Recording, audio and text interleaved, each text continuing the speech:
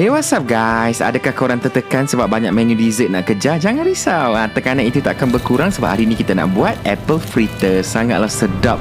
Mak Saleh suka makan benda ni. Dia crispy, crunchy kat luar, dalam sangat lembut dengan apple. So ambil 1 cawan tepung gandum, setengah sudu kecil garam, setengah sudu kecil cinnamon, 1/2 sudu kecil baking powder, 3 sudu makan gula, 1 biji telur, and then tambah 1 sudu kecil esen vanila, setengah cawan fresh milk, nak pakai full cream pun boleh, and also 1 sudu makan butter yang dah lembut lah. Kacang-kacang itu je dia punya batter. Senang saja. Pergi supermarket cari apple hijau ni. Adakah boleh pakai apple merah?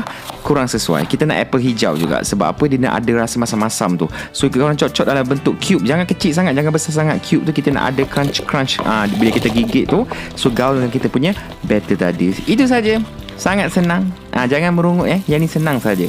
Kita boleh goreng. Make sure minyak tu just nice. Tak terlalu panas, taklah kurang panas sangat. Korang akan dapat golden brown macam ni kan. Sabar. Jangan angkat lagi.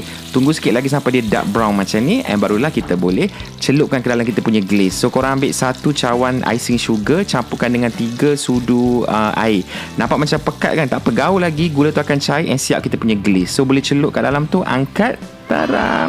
Cantik. Hello rupa dia. Okay, one more time. Cantik. Macam jual kat kedai. So boleh letak kat tepi dulu. Icing sugar tu akan mengeras and dia akan jadi crunchy dekat luar lah. And boleh gigit. Sangatlah sedap rupanya benda ni. Patutlah Mak Saleh suka makan. Okay. Ya Allah, sedapnya. Di manakah engkau bersembunyi selama ini, wahai apple fritters?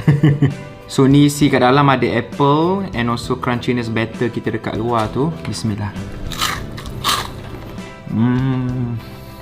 Tolonglah buat. Okay. Selamat mencuba.